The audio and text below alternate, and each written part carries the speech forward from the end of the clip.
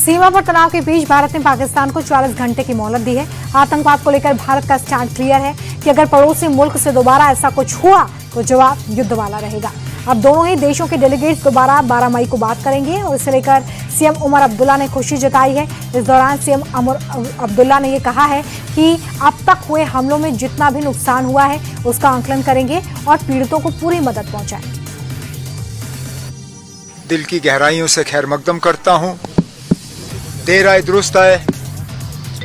2-3 दिन पहले आया होता तो शायद जो खून खराबा हमें देखने को मिला, जो कीमती जानें हमने गंवाई, वो कीमती जानें आज महफूज होती।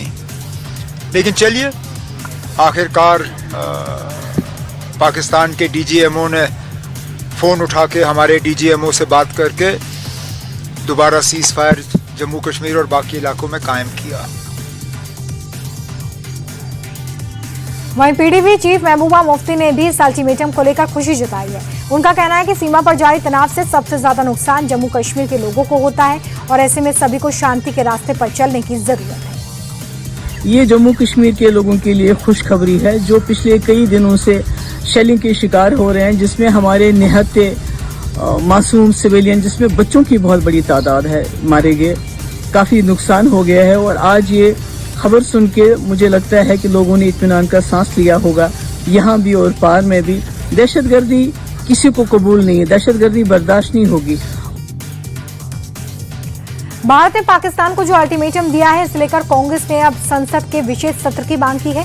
कांग्रेस नेता पवन खेड़ा का कहना है कि देश की जनता को ये मालूम होना चाहिए और उनका ये पूरा अधिकार है कि इतने दिनों की सैन्य कार्रवाई में क्या क्या हुआ है, इसकी विस्तृत जानकारी हमें सदन के माध्यम से मिलेगी और ऐसे में सरकार को सभी दलों को कॉन्फिडेंस में लेने की जरूरत है।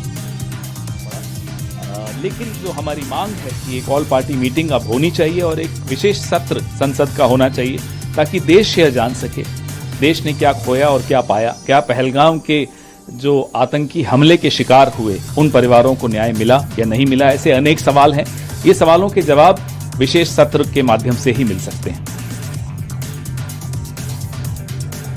मध्य प्रदेश के मुख्यमंत्री मोहन यादव ने भी भारत के इस फैसले की सराहना की। उन्होंने कहा कि प्रधानमंत्री नरेंद्र मोदी के नेतृत्व में हमारी सेना ने अब तक दुश्मन को अपने पराक्रम का खूब परिचय दिया और अब पाकिस्तान को जो अल्टीमेटम दिया गया है वो दर्शाता है कि ऑन फील्ड से लेकर डिप्लोमेटिक लेवल तक हर तरफ भारतीय पक्ष मजबूती के साथ खड़े हैं।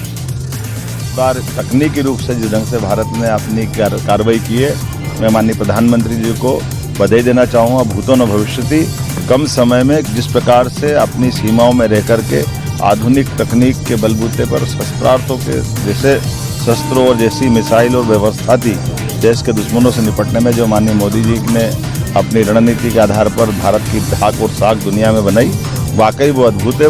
हर भारतीय का सीना 56 इंच का हो गया। मेरी अपनी ओर से बधाई।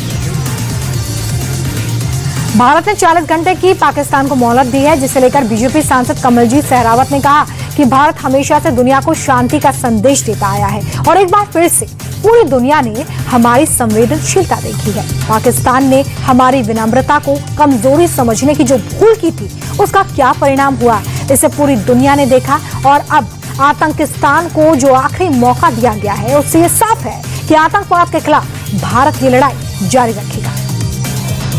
भारत कभी भी युद्ध का पक्षधर नहीं है और भारत की सहनशीलता सदियों से दुनिया ने देखी है और इस समय भी भारत ने पूरी कोशिश की कि युद्ध की जो स्थिति है वो ना बने।